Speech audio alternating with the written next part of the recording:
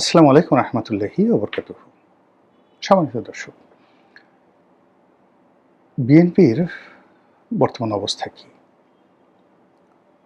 যারা সরকারে আছেন, যারা সংসদে আছেন, সংসদের বাইরে যারা স্থানীয় সরকারে আছেন কিংবা যারা দলীয় পদপদবিতে আছেন বা যারা নেই কিন্তু বিএনপি করেন, তাদের মধ্যে এই মুহূর্তে অনুভূতিটা কি?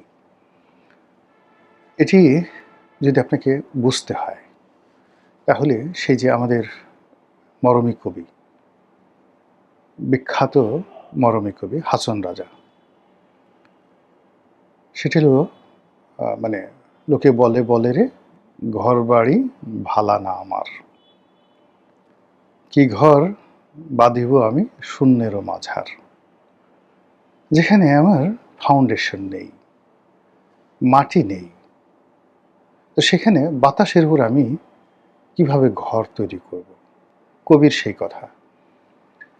তো যেহেতু বাতাসের উপরে ঘর তৈরি করা যাচ্ছে না, এই জন্য আমি ঘরই তৈরি করিনি। এই জন্য লোকজন আমাকে বলে যে তোমার ঘর বাড়ি ভালো নয়। এখন সিলেটের দুলাভাই, সিলেটের জামাই জনাব তারেক রহমান, আপনি যদি তার বাড়ি ঘরের কথা চিন্তা করেন, মানে একেবারে বস্তুগতভাবে ফিজিক্সে চলে আসি, বগুড়াতে গিয়ে দেখেন তার বাড়িটি পরিত্যক্ত, পৈতৃক বাড়ি পরিত্যক্ত। দীর্ঘদিন তার মা যে বাড়িতে ছিলেন, সে বাড়িটা ভেঙে মাটির সাথে মিশিয়ে দেওয়া হয়েছে। তিনি এখন যে বাড়িটাতে আছেন, এটা হয়তো ভাড়া ছিল, পরিত্যক্ত ছিল। সেই বাড়িতে এখন তিনি একতলা একটা বাড়িতে গুলশানে তিনি আছেন। এগুলো তার বাড়ি। অন্যদিকে তিনি বসবাস করবেন সরকারি বাড়ি। সেই সরকারি বাড়ি তার নেই। যেটি প্রধানমন্ত্রীর সরকারি বাসভবন, গণভবন, সেটি পরিত্যক্ত, ক্ষতবিক্ষত। সেখানে এখন জুলাই জাদুঘর। দ্বিতীয়ত হলো যে আরেকটি বাড়ি আছে, সেটা হলো যমুনা। তার জন্য যমুনা তৈরি করা হয়েছিল, রং করা হয়েছে, সংস্কার করা হয়েছে, তিনি সেখানে উঠেননি। আমার কাছে মনে হচ্ছে যে এই বাড়িটাকে তিনি একটা ভৌতিক বাড়ি মনে করছেন। এই বাড়িতে যারা উঠেছেন তাদের সবার কপাল পুড়েছে, অপমানিত হয়েছেন, লাঞ্ছিত হয়েছেন, তারপর ধুকে ধুকে মরেছেন। এই বাড়ির প্রথম বাসিন্দা বিচারপতি লতিফুর রহমান। এই বাড়িটি তৈরি করা হয়েছিল ব্যারিস্টার মওদুদ আহমেদের জন্য ভাইস প্রেসিডেন্ট হিসেবে। এই বাড়িটিতে তিনি ওঠার আগেই এরশাদ সাহেব ক্ষমতা হারিয়েছেন, পরিত্যক্ত। তারপর লতিফুর রহমান সাহেবের পর এই বাড়িতে উঠেছেন শেখ হাসিনা। না, শেখ হাসিনার পরে আগে এই বাড়িতে উঠেছিলেন জনাব ফখরুদ্দিন সাহেব, মঈনুদ্দিন ফখরুদ্দিন সাহেব। ফখরুদ্দিন সাহেবের ব্যাপারে তো আপনি জানেন। এরপর শেখ হাসিনা যে কদিন এই বাড়িতে ছিলেন, ঠিক সেই সময়টাতেই বিডিআর মিউটিনি হয়। তার জীবন নিয়ে টানাটানি সেই দিন। কি যে একটা দুরবস্থা যমুনার বাসিন্দারা সেদিন বুঝেন। তারপর শেখ হাসিনা গেলেন, ওখান থেকে গিয়ে গণভবনে উঠলেন, আর কোনোদিন মানে যমুনার দরজা আর খুলেনি ১৭ বছরে। এরপর যমুনার বাসিন্দা হলেন ডক্টর মোহাম্মদ ইউনূস, এবং এই সময় কেবলমাত্র এখানে বসবাস করার কারণে তার উপর যে জিনের আসর হয়েছে, তার উপর যে ভূত প্রেতের আসর হয়েছে, তার উপর যে পেত্নীর আসর হয়েছে, মৎস্যকন্যা, মেসোভূত, এরকম আমরা গ্রাম বাংলাতে যে সমস্ত কুসংস্কার বিশ্বাসী, সেগুলো যদি আপনি চিন্তা করেন, তাহলে দেখবেন যে কেবলমাত্র এই বাড়ির সংস্পর্শে আসার কারণে তার জীবন গেছে, যৌবন গেছে, সারা জীবনের অর্জন গেছে। সমস্ত মানুষের ঘৃণা এবং ক্রোধ তাকে তাড়িত করছে। কাজে এতগুলো উদাহরণ, একটা সিঙ্গেল লোক এখান থেকে সসম্মানে বেরোতে পারেননি। যারা এই বাড়ির বাসিন্দা ছিলেন, সিঙ্গেল লোক সসম্মানে মরতে পারেননি। কাজেই সেই বাড়িতে তারেক রহমান সাহেব উঠবেন বা উঠবেন না, এটা নিয়ে তার একটা সংস্কার থাকতে পারে। একজন ঘনিষ্ঠ ব্যক্তি তাকে জিজ্ঞাসা করেছিলেন যে তিনি যমুনাতে কেন উঠছেন না। তিনি বলছিলেন যে এটা তো আমার ইচ্ছা না, অনেকের ইচ্ছা, এমনকি আবার বিড়ালটারও ইচ্ছা আছে। আপনারা জানেন যে বিড়াল খুবই সংবেদনশীল প্রাণী। বিড়াল, অনেকে যারা বিড়াল পোষেন তারা জানে যে বিড়াল অশরীরী আত্মা দেখতে পায়, জিন ভূত দেখতে পায়। তো সেক্ষেত্রে সেই যমুনাতে যদি জেবু এসে থাকেন, মানে তারেক রহমান সাহেবের বিড়াল এসে থাকেন, এবং সে যদি ওখানে এসে মুখ কালো করে থাকেন, তাহলে তো বুঝেন যে এটা জেবুর এই অ্যাটিটিউড ওই পরিবারে কি পরিমাণ নেতিবাচক একটা প্রতিক্রিয়া তৈরি করেছে। কথাগুলো বললাম এই অর্থে যে আপনাকে যে কোনো অবস্থাতে যদি মাথা উঁচু করে দাঁড়াতে হয়, শির দ্বারা সোজা করে দাঁড়াতে হয়, তাহলে আপনার বস্তুগত ফিজিক্সের একটা ভালো সম্মিলন থাকতে হবে, অর্থাৎ আপনার একটা বসতি থাকতে হবে। তো ওনার ব্যক্তিগত বসতিও ঠিক নেই, রাজনৈতিক এবং রাষ্ট্রীয় যে বসতি সেটাও ঠিক নেই। উনি সচিবালয়ে বসছেন, কিন্তু ওনার যে কার্যালয়টি, ট্র্যাডিশনাল যে কার্যালয়টি, প্রধানমন্ত্রীর কার্যালয়টি, এটিতে উনি নিয়মিত বসছেন, সম্ভবত বসছেন না। ফলে সচিবালয় কেন্দ্রিক যে প্রধানমন্ত্রীর কর্মযজ্ঞ, এটা আমাদের দেশে এখনো জমে ওঠেনি। আমাদের দেশে মূলত প্রধানমন্ত্রীর কার্যালয় কেন্দ্রিক যে তার কর্মযজ্ঞ, যেটি এরশাদ জমানা থেকে এই কার্যালয়টি, বর্তমান যেটা পুরনো বিমানবন্দরের সামনে যেটা আছে প্রধানমন্ত্রীর কার্যালয়, এটাকে কেন্দ্র করে একটা কর্মযজ্ঞ তৈরি হয়েছে। দুর্ভাগ্যজনক হলো সত্যি যে এই অফিসটিকে যেদিন শেখ হাসিনা এই অফিসটিকে ত্যাগ করেছেন এবং গণভবনে পরিপূর্ণ সময় দিয়েছেন, বিশেষ করে করোনার সময়, তখন থেকে তিনি আমলাতন্ত্রের একটা চক্রে পড়ে গেছেন এবং যাকে বলা হয় বিপদ আপদ বালা মুসিবত থেকে শুরু করে যে কি বলা হয় অরাজনৈতিক শক্তি তার উপর ভর করেছে, তাকে গৃহবন্দী করে ফেলেছে। একইভাবে এই অফিসটিকে ডক্টর মোহাম্মদ ইউনূস ওন করেননি, তিনিও এই অফিসটিকে ওন করেনি, ফলে তারও বরকত চলে গেছে। একই অবস্থা এখন তারেক রহমান সাহেবের সরকারি কর্মযজ্ঞের ক্ষেত্রে, মানে তিনি খুব দৌড়াদৌড়ি করছেন, অনেক কিছু করছেন, কিন্তু তার যে মূলত যে চেইন অফ কমান্ড, প্রধানমন্ত্রীর কার্যালয়ের চেইন অফ কমান্ড, সেই চেইন অফ কমান্ডটা মূলত ওই অফিস কেন্দ্রিক, প্রধানমন্ত্রীর কার্যালয় কেন্দ্রিক। যে কার্যালয়টা সচিবালয় কনভেনশনাল, কিন্তু তার একটা আলাদা কার্যালয়, সেই কার্যালয়টা তিনি এখনো পর্যন্ত আলোকিত করতে পারেননি, শুরুই হয়নি, নট ইয়েট। আর সচিবালয় তার যে কার্যালয়টা, যেটা পূর্ণ টাইম তিনি করার চেষ্টা করছেন, এটা অন্ততপক্ষে 10 বছর লাগবে।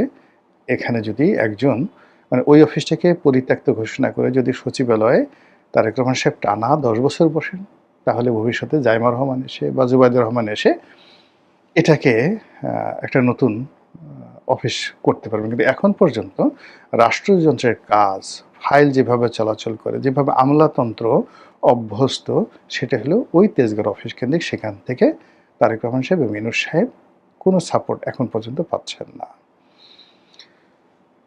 এরপরে সংসদ, সংসদে সরকার দলের যারা লোকজন আছেন, এখানে আসলে বলতে গেলে সংসদ বলতে এখন সালাউদ্দিন সাহেব, এখানে প্রধানমন্ত্রী আছেন বা নেই ডাজ নট ম্যাটার, সালাউদ্দিন সাহেব আছেন কি নেই এটা ম্যাটার করে। প্রধানমন্ত্রী কি বললেন না বললেন এটা ম্যাটার করার চাইতে এখন সালাউদ্দিন সাহেব কি বললেন না বললেন এটা ম্যাটার করে, একমাত্র সালাউদ্দিন সাহেব। আবার অন্যদিকে সরকারি দলের অ্যাগেনস্টে যারা বসে আছেন, একমাত্র রুমিন ফারহানা ছাড়া আর কাউকে কোনো অবস্থাতেই বিরোধী দল বলে মনে হচ্ছে না। মনে হচ্ছে এরা আমাদের মামা, এরা আমাদের চাচা, মানে সরকারি দলের মামা, সরকারি দলের চাচা, সরকারি দলের খালু, দুলাভাই, শ্যালক, ভগ্নিপতি ইত্যাদি, কিন্তু প্রতিদ্বন্দ্বী মনে হচ্ছে না। এটা মনে হচ্ছে না কেন, এটার কোনো কারণ নেই, কিন্তু আমরা দেখে, মানে আপনি দুটো বাঘ লড়াই করছে, ওটার একটা দৃশ্য, আর একটা বাঘ এবং একটা অন্য বাঘের সাথে সামঞ্জস্যপূর্ণ, আমি কোনো প্রাণীর নাম বললাম না। এবার দেখা গেল যে আপনি একটা বাঘ, সুন্দরবনের বাঘ, হঠাৎ করে দেখলেন যে সেখানে ছাগল গিয়ে সুন্দরভাবে বাঘে চাটে ছাগলের গাল, দেশে আইলো বর্ষাকাল, বাঘে চাটে ছাগলের গাল। সংসদের কথাবার্তা শুনলে ঠিক ওইরকম মনে হয়। শেখ হাসিনার সংসদে যেটা ছিল এটা সার্কাস্টিক ছিল, ওটাকে একটা সার্কাস মনে হতো।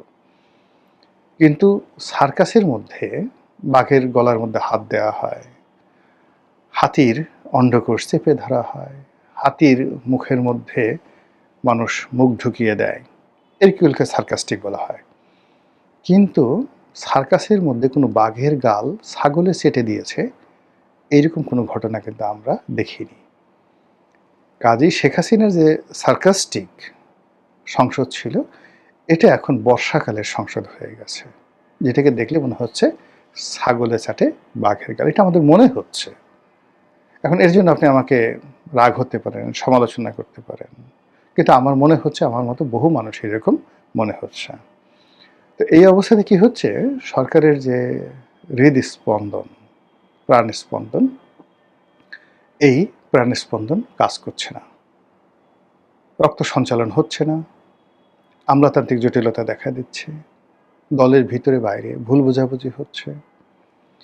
এর বাইরে যেটা একেবারে বাস্তব কতগুলো সমস্যা, তারেক রহমান সাহেব 15-16 বছর দেশের বাইরে ছিলেন, তাকে একটা নতুন পরিবেশ পরিস্থিতি, আমি যেমন ধরেন বহুদিন লন্ডনে ছিলাম, কিন্তু এখন গিয়ে আমি লন্ডন চিনব না, আমি আমেরিকাতে ছিলাম, কথার কথা স্ক্যান্ডিনেভিয়ান কান্ট্রিগুলোতে ছিলাম, কিন্তু একটা রাস্তার নামও কিন্তু আমার এখন আর মনে নেই। আমি নিজে স্মরণ করার চেষ্টা করি, এমনকি অনেক বন্ধু বান্ধব খুব ঘনিষ্ঠ ছিল যাদের সঙ্গে, তাদের নামও মনে আসছে না, চেহারাও অনেকের মনে আসছে না।